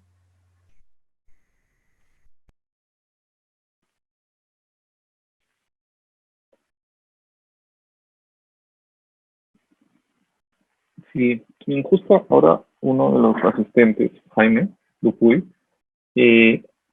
planteaba de que el RIA, por ejemplo, tiene que realizarse con diferentes estándares, ¿no? Diferentes estándares, diferentes tipos de rigurosidad, eh, con algunos ingredientes del RIA básico, perdón, del RIA típico, quizá en algunos casos excluyendo la consulta pública, que puede ser difícil. Y sí, o sea, la idea es, por lo menos, como les digo, tratar de identificar lo básico, ¿no? Un RIA puede ser muy complejo. De hecho, cuando nosotros recorremos esto a través de las clases, cada etapa del RIA requiere por lo menos una clase. Cada una. Y es una clase de 3 horas, ojo. Entonces, claro, ¿esto por qué? Porque existen submetodologías para cada una de las etapas. Pero lo que yo les he presentado ahora, que lo hemos hecho en 1 hora, 2 horas casi, es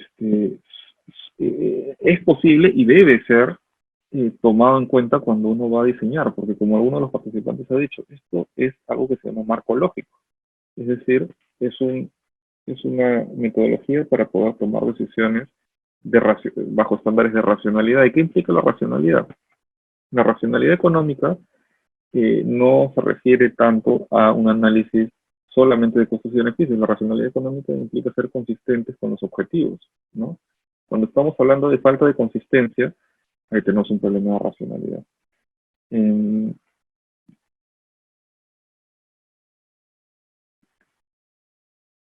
A ver, acá hay alguien que nos pregunta, ¿el RI es una obligación de la OSD? Es importante esta pregunta, a ver, algo que muchos de ustedes se pueden haber preguntado es, Francisco, tú has hablado del RIA, pero finalmente, ¿es obligatorio o no es obligatorio? Esa es una pregunta de cajón que tiene que siempre, que siempre se hace. Y bueno, la verdad es que hay dos respuestas.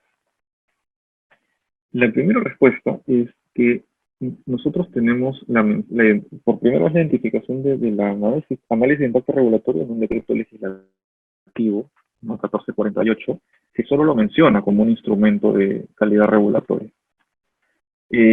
Pero hace falta aún una metodología que tiene que ser diseñada por la PCM, un reglamento, ¿no? Entonces, el día de hoy aún no existe una norma que diga es obligatorio el análisis de impacto regulatorio. Pero, y acá viene la segunda respuesta, sin embargo, lo que sí existe el día de hoy, y desde hace muchos años, es la obligación de aplicar estándares de racionalidad en cualquier tipo de dispositivo normativo que establezca restricciones a las libertades. Y de eso no se salva ningún dispositivo normativo, ni siquiera un decreto de urgencia. De hecho, un decreto de urgencia también podría ser cuestionado por su razonabilidad, si es que alguien quisiera cuestionarlo. Claro, lo que sucede es que ya estamos hablando de un remedio o de una acción legal, ¿no? Pero esa acción legal que involucra que existe una obligación por imperio 1 de la Constitución de tener estándares de racionalidad. Y los estándares de razonabilidad o proporcionalidad son estándares que son muy complementarios a las etapas del RIA, ¿no? Solamente que con unos nombres diferentes porque es una etapa de evaluación posterior, que tiene que ver con la idoneidad, con la proporcionalidad, con la ponderación, con la necesidad. Entonces, sí existe una obligación de sustentar la racionalidad de todo dispositivo normativo, eso sí existe. Claro, lo que no existe es una ley que diga que el RI es obligatorio. Sin embargo, existe la obligación de sustentarlo y justificar cualquier tipo de decisión que restrinja libertades, ¿no? Claro, muchas autoridades del Poder Ejecutivo, cuando elaboran proyectos, ya desde hace por lo menos 2 años, se les pide que apliquen una metodología parecida a la del RIA. Entonces, no es que el RIA no se esté implementando, no sabemos, como les digo, si los decretos de urgencia tienen esto, pero sí el Poder Ejecutivo está tratando de establecer una metodología parecida con algunos puntos de lo que les he dicho del análisis de impacto regulatorio. Sería interesante hacer quizá un estudio de una revisión de todas estas propuestas para ver la calidad de los RIAs, que es algo que también se hace alrededor del mundo, ¿no? Inclusive en agencias norteamericanas existe literatura en donde se critica mucho de que no lo hacen bien. Entonces, ojo que el RIA no es solamente cumplir para que le den la estrella, es hacerlo bien. A ver, vamos a ir rápido porque se hacen varias preguntas. No voy a poder contestar todos, como ustedes saben, porque si no nos quedaremos hasta mañana y no es la idea. Pero vamos a ver algunas.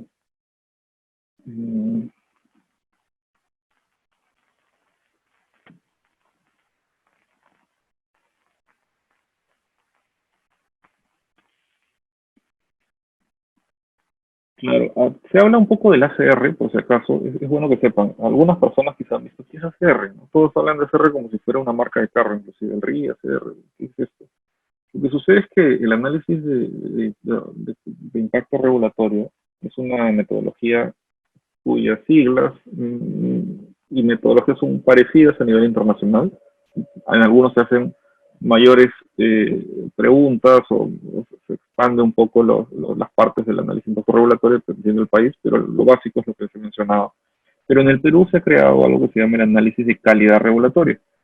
Ese nombre no implica un RIA, de hecho es una metodología de simplificación administrativa que le llamaron calidad regulatoria para poder introducir un poco más estas ideas de racionalidad en las regulaciones, pero a través de solamente un tipo de regulación y un tipo de sector, de un nivel de gobierno, perdón. El ACR no se aplica a todas las regulaciones, se aplica únicamente a los procedimientos administrativos y a aquellos procedimientos administrativos presentados a iniciativa de parte, que se presentan para solicitar autorizaciones, certificados, etcétera, y no es para todo el Estado peruano, es solamente para el gobierno central, para el Poder Ejecutivo. Entonces el ACR es un mecanismo de simplificación que contribuye a la calidad de las regulaciones de CERRO, porque las preguntas que se hacen en la metodología de ACR tienen alguna vinculación con la idea de racionalidad, pero no es equivalente al RIA, ¿no? También se han preguntado sobre el efecto de desplazamiento, si podía ser un costo indirecto.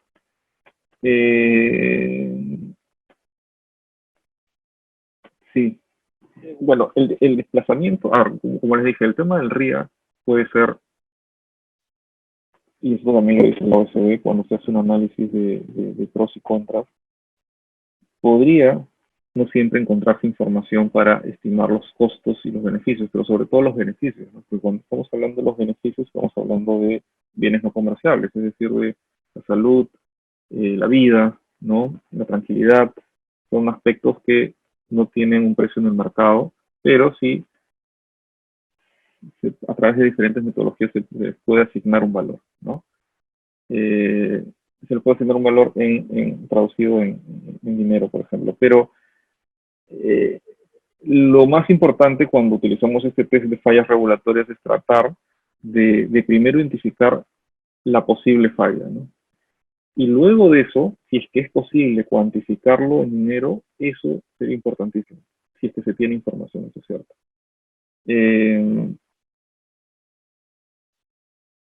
Dependerá, para estimarlo, hay que ver ejemplos concretos, ¿no? Dependerá de cada tipo de situación de desplazamiento, ¿no?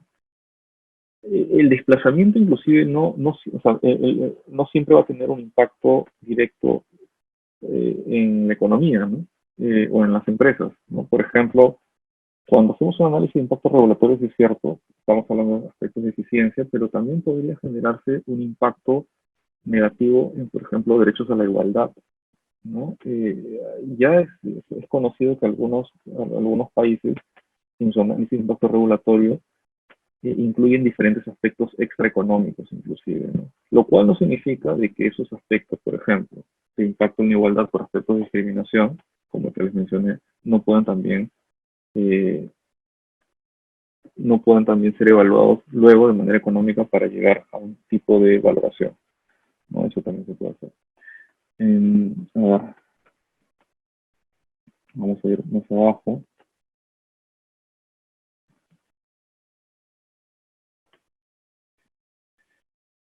Sí, a ver, hablamos de la economía del comportamiento. Sí, este es un campo de estudio más o menos nuevo les digo, porque en verdad ya desde los años 60 inclusive se hablaba de esto, en los 70 dos israelíes, Kahneman y Tversky, dos profesores, que uno de ellos falleció, pero psicólogos, este, desarrollaron mucho esta disciplina, publicaron muchos papers y ahora se ha hecho un poco más conocida por el famoso libro del 2008 de los profesores norteamericanos, este libro Match, ¿no?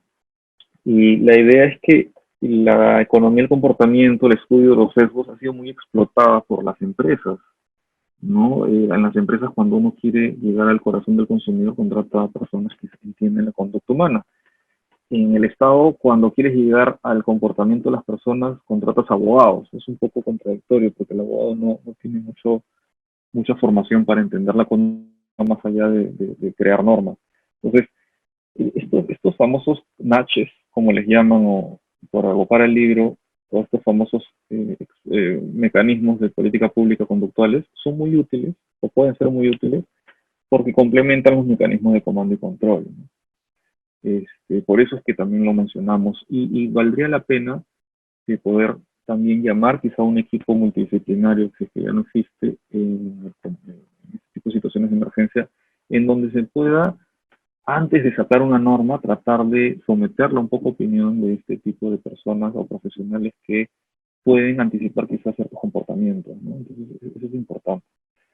Um, a ver, vamos a ver otras consultas. Voy a resolver un par de consultas más para ya terminar y como les digo, cualquier otra consulta específica al correo o inclusive si es que nos podemos ver luego para en este programa, si es que quieren convertirse en alumnos del programa. Eh,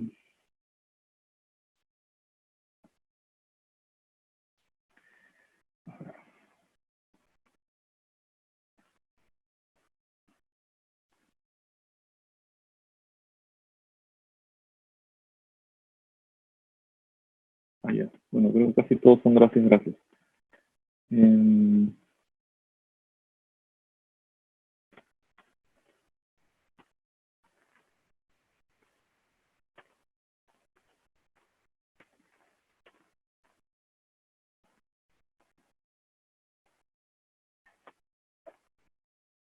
bueno, voy a terminar con esta pregunta, porque creo que ya varios se están retirando.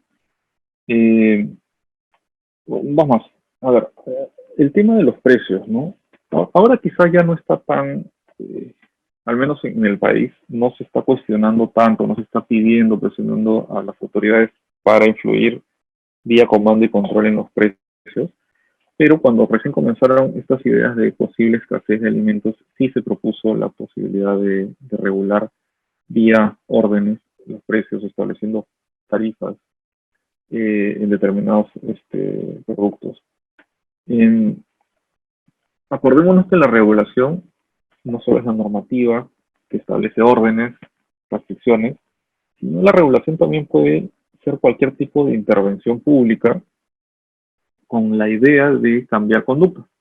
Pues claro, si nosotros estamos preocupados como gobierno, o como sector público, e incluso el sector privado, porque acá el sector privado le puede dar ciertamente una mano, y lo viene haciendo al gobierno, cuando estamos hablando de precios, acuérdense que estamos hablando de un concepto vinculado a este fenómeno del mercado.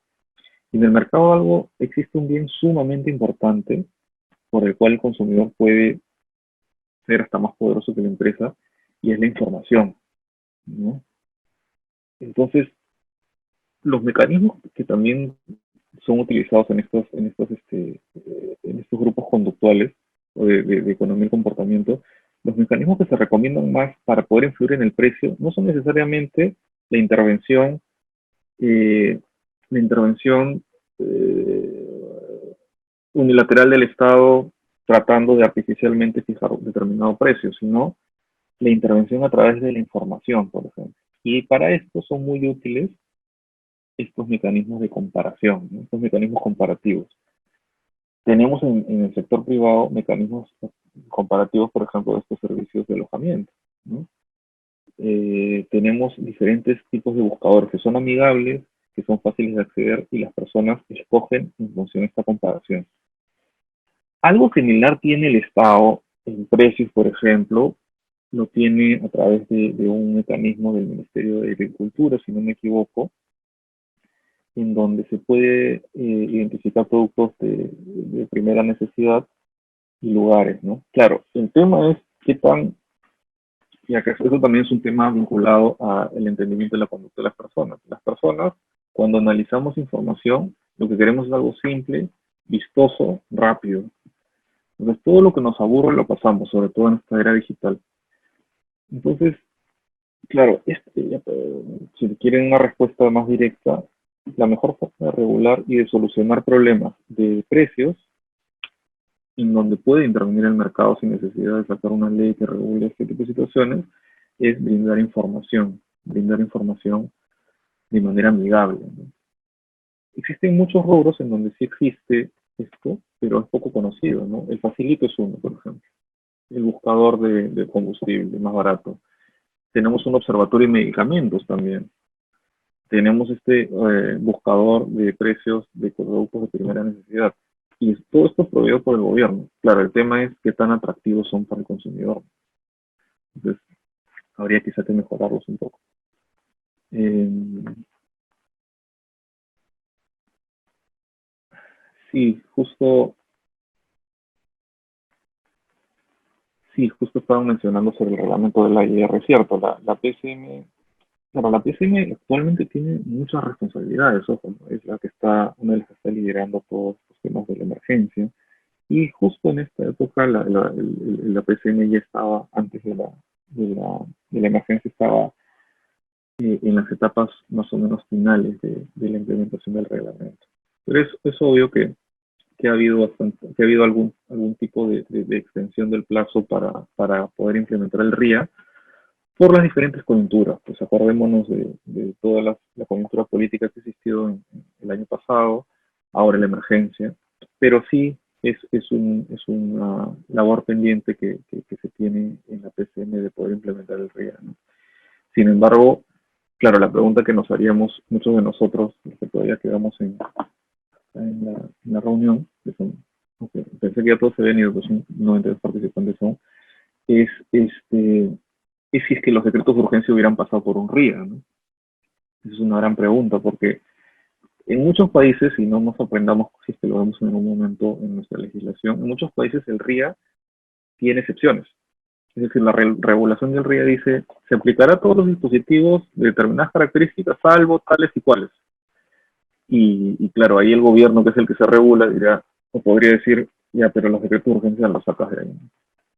Pero como les digo, el hecho de que el RIA no sea obligatorio el día de hoy por no tener un reglamento o que en algún momento se pueda derogar una ley del RIA, ustedes saben que una ley se deroga con otra ley, eso no quita la obligación de que toda autoridad, por imperio de la Constitución, y por mandato de ley, tiene la obligación de tener una justificación bajo parámetros de racionalidad que tiene elementos similares a algunos de los aspectos que hemos visto en el RIA, y por tanto, inclusive los decretos de urgencia tienen esa obligación. Sí, bueno.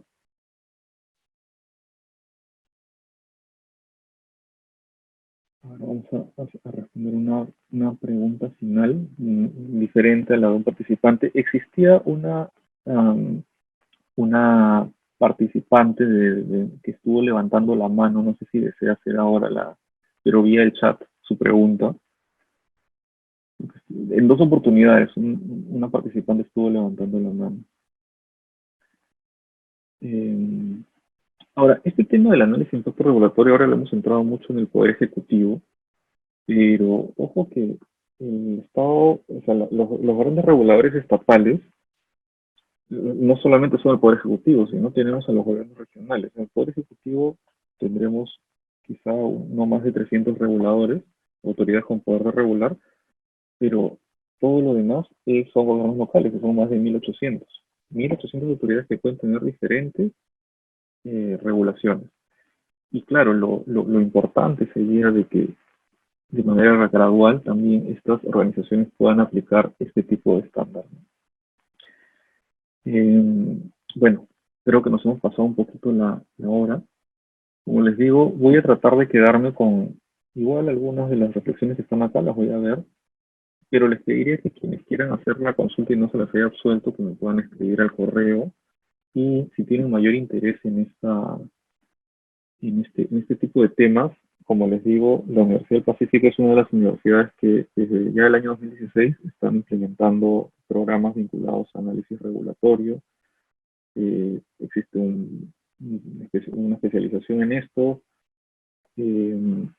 Tenemos también dentro de la maestría dos cursos vinculados a análisis de impacto regulatorio, y el enfoque es multidisciplinario, ¿no? Si bien el día de hoy les habla un abogado con las limitaciones que puede tener formación en derecho, el programa y los cursos que les he mencionado tienen la participación de economistas también. Los economistas son elementos muy importantes en este tipo de productos, y los alumnos que se quieren congregar o convocar a este tipo de programas son alumnos que también pueden ser de diferentes tipos de profesiones que tengan este interés, ¿no? Hemos tenido personas, alumnos vinculados a las comunicaciones, comunicadores sociales, también, no solo economistas, ingenieros. ¿Por qué? Porque esta es una reflexión final que les quiero mencionar. Si es que en algún momento a ustedes les toca influir en el gobierno, participar en el gobierno de alguna decisión y quieren que sea tomada una decisión con racionalidad, No solo contraten abogados, por favor. Hay toda una virtud de los abogados en temas de técnica normativa, es cierto. El análisis de compatibilidad legal y de constitucionalidad es nuestra tarea, pero cuando uno va a tratar de crear un producto que influye en la conducta del ser humano, necesitamos a diferentes profesionales. Entonces, si depende de ustedes, por favor, un equipo regulatorio tiene que ser formado por diferentes profesionales, ¿no? Esa es mi reflexión final, porque creo que así uno puede entender mejor cómo funciona el comportamiento, ¿no? Eso es sumamente importante. Mm, eh, Hay muchos temas que podríamos conversar. La emergencia da para hablar de temas financieros, como de hecho ahorita en este momento una participante, temas vinculados a presupuesto, temas vinculados a restricciones a las libertades de tránsito. Como ustedes ven, es un tema sumamente interesante. Un equipo regulatorio no solamente tiene que estar formado por el especialista en calidad regulatoria, sino también el técnico en la materia, ¿no? Eso es importantísimo. Es un trabajo, como les digo, de varias manos. Entonces, eh, por favor, como les digo, si quedó alguna duda, les agradecería que me escriban. En verdad ha sido muy grato poder tener esta experiencia, la primera vez que doy una conferencia webinar. Eh, y ha sido bastante enriquecedor. Me despido y cualquier consulta, no se olviden de escribir. Muchas Gracias. gracias, Francisco. Gracias por tu presentación. Si pudieras poner tu PPT donde está tu correo para que las personas puedan apuntar. Sí, ahí justo le estoy poniendo. De hecho, también quienes me escriban, puedo compartir con ustedes más que la PPT, a ver, la PPT en verdad no va a servir de mucho si no escuchan al ponente. Yo les podría, lo que sí quisiera compartir con ustedes es un artículo, un paper vinculado a las alternativas nuevas que existen en la regulación. Es un artículo que fue publicado en un libro del año 2018, vinculado a temas de impacto regulatorio. Y creo que sería útil, sobre todo en esta coyuntura, tratar de salir de la caja de la idea de regulaciones normativas y de comando y control y pensar en otro tipo de soluciones, ¿no? En algún momento nos vamos a dar cuenta que no todo es sacar una ley, no todo es sanciones. La regulación va más allá de ese tipo de instrumentos. Muchas gracias.